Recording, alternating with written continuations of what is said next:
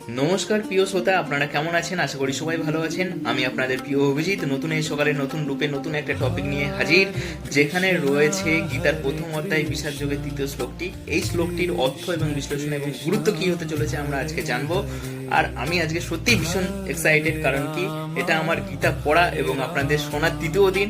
সত্যি আমাকে অনুপ্রেরণা দিচ্ছে। এটা পড়ার পাশাপাশি আপনাদেরকেও জানাতে পারছি আমি আপনাদের ভালোবাসা পাচ্ছি। তো বেশি কথা না বলে চলুন শুরু করি। তবে শুরু করার আগে প্রতিদিনের মতন একটাই কথা, যদি কোনো ভুল হয়ে থাকে অর্থ তাৎপর্যতে আমার বলার ক্ষেত্রে, তো আমাকে অবশ্যই ক্ষমা করবেন, কারণ আমি একজন শিক্ষার্থী। আর শিক্ষার্থী হিসেবে নতুন একটা অধ্যায়কে নতুনভাবে জীবনে নিতে চলেছি, তো আমাকে মার্জনা করবেন। চলুন শুরু করা যাক।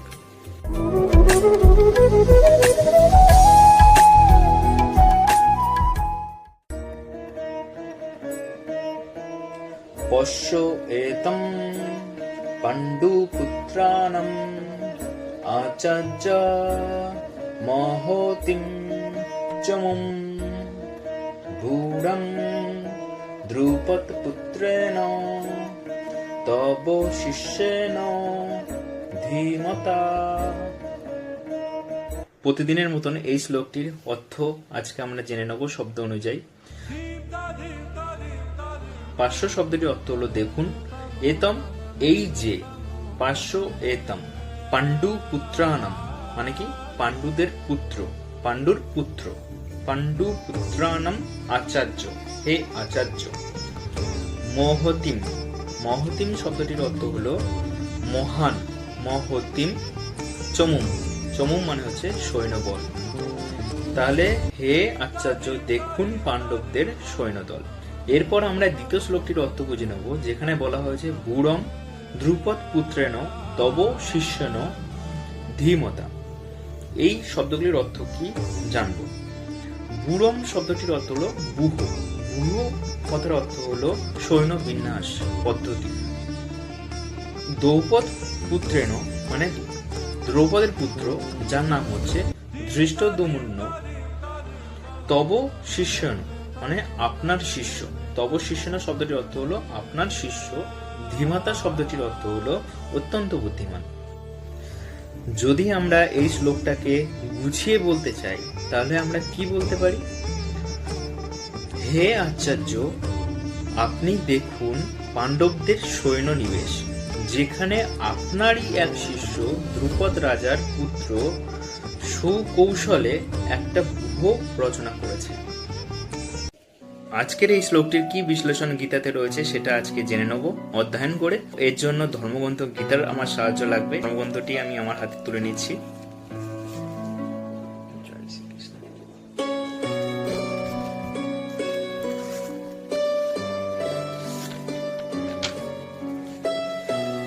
তাৎপর্য: চতুর কূটনীতিবিদ দুর্যোধন মহৎ ব্রাহ্মণ সেনাপতি দ্রোণাচার্যকে তার ভুল ত্রুটিগুলো দেখিয়ে দিতে চেয়েছিল।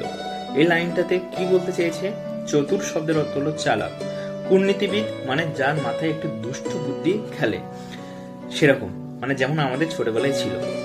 দুর্যোধন মহৎ ব্রাহ্মণ সেনাপতি দ্রোণাচার্যকে তার ভুল ত্রুটিগুলো দেখিয়ে দিতে চেয়েছিল। সেনাপতি দ্রোণাচার্যকে দুর্যোধন সে বোঝাতে চেয়েছিল যে দ্রোণাচার্য তার জীবনে কি ভুল সিদ্ধান্ত নিয়েছে। আমরাও জানি না কি ভুল সিদ্ধান্ত নিয়েছে, এর পরে হয়তো জানতে পারবো।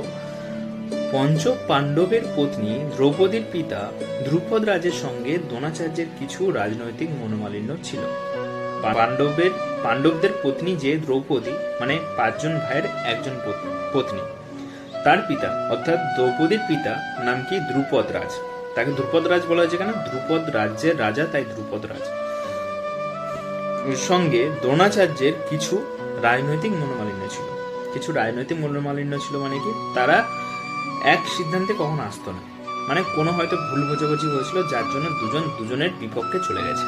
এই মনোমালিন্যের কারণে দ্রুপদ এক যজ্ঞের অনুষ্ঠান করেন এবং সেই যজ্ঞের ফলে বরপ্রাপ্ত হন যে তিনি দ্রোণাচার্যকে হত্যা করতে সক্ষম এক পুত্র লাভ করবেন। মানে যেটা আমি বুঝলাম, এই তাদের মধ্যে যে সম্পর্কটা বলছে মনোমালিন্য ছিল, এই মনোমালিন্যটা কিন্তু খুব অল্প পরিমাণে ছিল না, অনেক বেশি পরিমাণে। কারণ কি, কাউকে হত্যা করার জন্য যজ্ঞ করা হচ্ছে, বুঝতে পারছেন? তার মানে বলা হচ্ছে দ্রুপদ একটা যজ্ঞ করেছিল কাকে হত্যা করার জন্য? দ্রোণাচার্যকে। আর দ্রুপদের পক্ষে দ্রোণাচার্যকে হত্যা করা সম্ভব ছিল না, সেই জন্য তিনি একটা যজ্ঞ করে বর চান যে তার যে পুত্র পাবে, বরে পান যে তার একটা পুত্র সন্তান জন্ম হবে, সেই পুত্র সন্তান দ্রোণাচার্যকে হত্যা করতে পারবে। দ্রোণাচার্য এই বিষয়ে সম্পূর্ণভাবে অবগত ছিলেন। তার মানে দ্রোণাচার্য এই বিষয়ে সম্পূর্ণভাবে জানতেন। অবগত মানে কি? জানা, ঠিক আছে। কিন্তু দ্রুপদ তার সেই পুত্র ধৃষ্টদ্যুম্নকে যখন অস্ত্র শিক্ষার জন্য তার কাছে প্রেরণ করেন, তখন তার উদার ব্রাহ্মণ রূপে দ্রোণাচার্য তাকে সব রকমের অস্ত্র শিক্ষা এবং সামরিক কলাকৌশলের গুহ শিক্ষার প্রদান করতে দ্বিধা করেননি। তার মানে যে দ্রোণাচার্যকে হত্যা করবে ধৃষ্টদ্যুম্ন, তাকে দ্রোণাচার্যের কাছে পাঠানো হয় এবং দ্রোণাচার্য তার ব্রাহ্মণের যে উদারিকতা সেটা এখানে প্রকাশ করেন। তিনি সমস্ত কিছু ভুলে গিয়ে তাকে রণক্ষেত্রের অস্ত্র শিক্ষা থেকে শুরু করে সমস্ত কিছু শিখিয়েছিলেন। এখন কুরুক্ষেত্রের যুদ্ধক্ষেত্রে ধৃষ্টদ্যুম্ন পাণ্ডবদের পক্ষে যোগদান করে তাদের সৈন্যব্যূহ রচনা করেছেন, যে কৌশল তিনি দ্রোণাচার্যের কাছ থেকেই প্রাপ্ত হয়েছিলেন। এখন কুরুক্ষেত্রের যুদ্ধক্ষেত্রে ধৃষ্টদ্যুম্ন পাণ্ডবদের পক্ষে যোগদান করেছেন। মানে ওখানে দুটো দল ছিল, একটা পাণ্ডব আর একটা কুরু। সেই পাণ্ডবদের দলে গিয়ে যোগদান করেছে সেই তার পুত্র দ্রুপদ রাজের পুত্র। এবং সেখানে গিয়ে তিনি কি করলেন? তিনি একটা চক্রব্যূহ বানালেন, যেটা তার গুরু দ্রোণাচার্যই শিখিয়েছিল। দ্রোণাচার্যের এই ত্রুটির কথা দুর্যোধন তাকে স্মরণ করে দিল, যাতে তিনি সতর্কতার সঙ্গে আপোষহীনভাবে যুদ্ধ করেন। এখানে একটু বোঝার জিনিস আছে, সেটা হলো কি, দ্রোণাচার্যের এই ত্রুটির কথা দুর্যোধন তাকে স্মরণ করে দিলেন। একটু আগে বলছিলাম যে পরে জানতে পারবো, সেই লাইনটা হচ্ছে এইটা। দ্রোণাচার্যের এই যে ভুল সিদ্ধান্ত তিনি নিয়েছিলেন দ্রুপদ রাজের পুত্রকে অস্ত্র শিক্ষা শিক্ষিত করে, সেই ভুল শিক্ষাটাকেই দুর্যোধন দ্রোণাচার্যকে মনে করিয়ে দিলেন। আর এখানে আরেকটা জিনিস আছে, যেটা হচ্ছে যাতে তিনি সতর্কতার সঙ্গে আপোষহীনতা ভাবে যুদ্ধ করতে পারেন। মানে আপোষহীনতা মানে কি? কোন রকম আপোষ হবে না যুদ্ধে, কারণ দ্রোণাচার্যের বিপরীত পক্ষে যে আছে, যারা আছে তারাও দ্রোণাচার্যের শিষ্য, তো তাদের সঙ্গে কোনো আপোষ ওখানে যাতে না করে সেটা স্মরণ করিয়ে দিল কে? দুর্যোধন। কাকে? দ্রোণাচার্যকে। এর মাধ্যমে সে এটিও মনে করিয়ে দিল যে তিনি তার প্রিয় শিষ্য পাণ্ডবদের বিরুদ্ধে যুদ্ধ করতে যেন কোন রকম কোমলতা প্রদর্শন না করেন। মানে পাণ্ডবদের পুত্রের সঙ্গে যুদ্ধ করতে তার সঙ্গে যেন কোন রকম কোমলতা মানে নরম ভাব প্রকাশ না করেন। বিশেষত অর্জুন ছিল তার সবচেয়ে প্রিয় ও মেধাবী শিষ্য। যেহেতু অর্জুন ছিল দ্রোণাচার্যের সব থেকে প্রিয় এবং মেধাবী শিষ্য, আর দুর্যোধন আরো সতর্ক করে দিতে চেয়েছিল যে এই ধরনের কোমলতার ফলে যুদ্ধে অবধারিতভাবে পরাজয় হবে। অর্থাৎ দ্রোণাচার্য যদি এরকম ভাবে কোমলতা প্রকাশ করে, নিশ্চিত হার রয়েছে। আজকের এই বিশ্লেষণটার তাৎপর্য কি সেটা একটু সামারাইজ করব, সংক্ষেপে আলোচনা করব।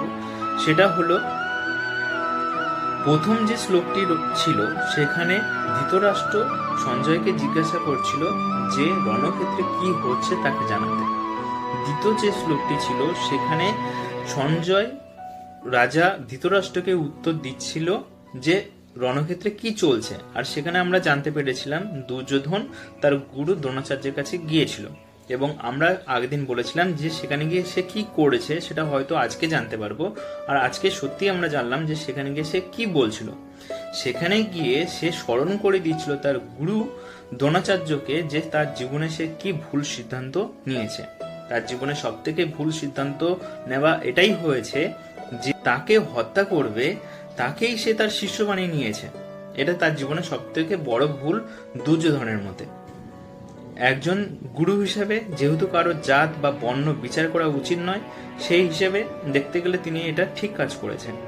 তো তিনি তাকে শিক্ষা দিয়েছে কিভাবে অস্ত্র চালাতে হয়, কিভাবে গুহ বানাতে হয়। গুহ মানে হচ্ছে কিভাবে সেনা সাজিয়ে একটা চক্রগুহ বানানো যায়।